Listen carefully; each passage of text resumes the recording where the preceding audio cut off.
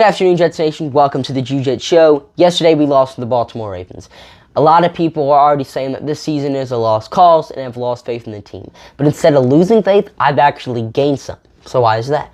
Now, when power rankings come out tomorrow, you're probably going to see the New York Jets ranked really low, if not dead last. I mean, teams who were on the same level as us last season, picked around the same time as us last year, won games. I mean, the Bears and Giants beat playoff teams from last season, and teams like the Lions and the Texans almost beat these playoff caliber teams. I mean, teams who were just as bad as the Jets last season actually look good and almost won games, despite the New York Jets having the best offseason out of pretty much all of those teams.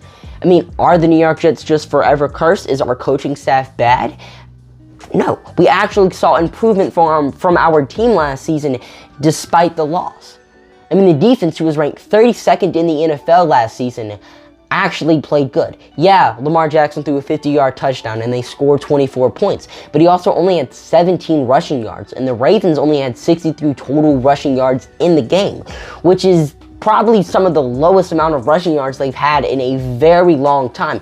They were without J.K. Dobbins, take it with a grain of salt, but the fact that we were able to stop Lamar Jackson from running the football pretty much the entire game, when the New York Jets have struggled when it comes to stopping running quarterbacks for ever, definitely is improvement. And that's because the linebackers are much better than they were last season. The defensive line is much better than they were last year.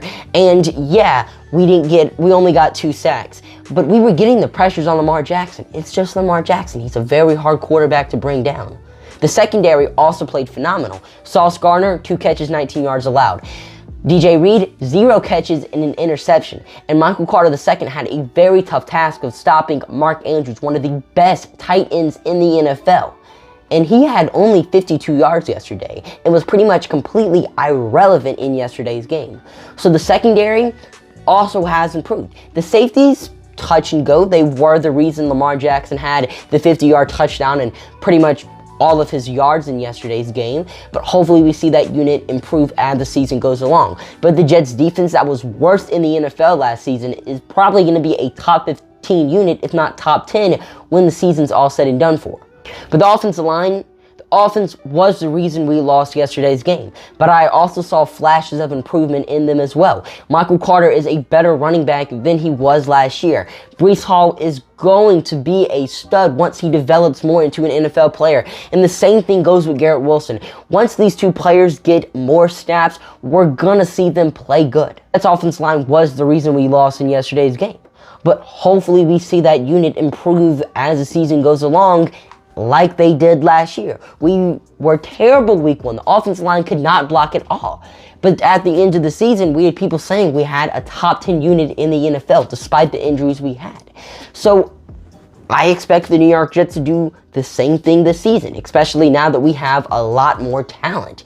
And I mean, you have to blame the New York Jets maneuvering the offensive lineman as a reason they did bad yesterday.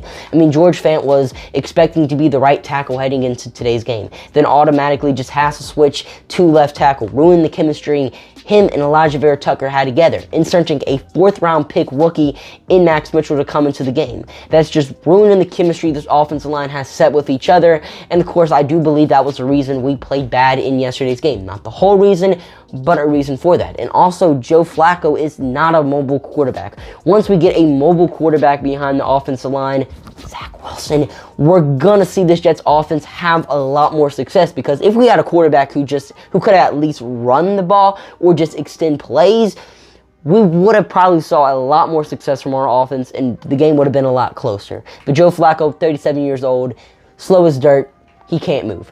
So I do believe that this Jets offensive line will look a lot better. We don't have bad receivers. The running back duo that we have in Michael Carter and Breece Hall is going to be dangerous.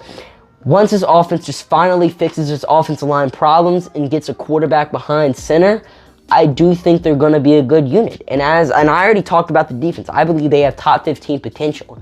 So don't lose faith after the New York Jets lost in yesterday's game. It's going to get better as the season goes along. And you might be calling Robert Saleh a lunatic after all the comments he's making today. But he actually has some sense or reason behind it. Because if you really look at it, if you really paid attention, the New York Jets had some sign of progress. I'm not saying we played a good game yesterday. but we showed flashes. And I feel like those flashes can definitely be built upon and can turn the New York Jets into a good unit. What are you guys' thoughts on today's video? I'm your host, Jet, signing off for now. See you guys later. Peace.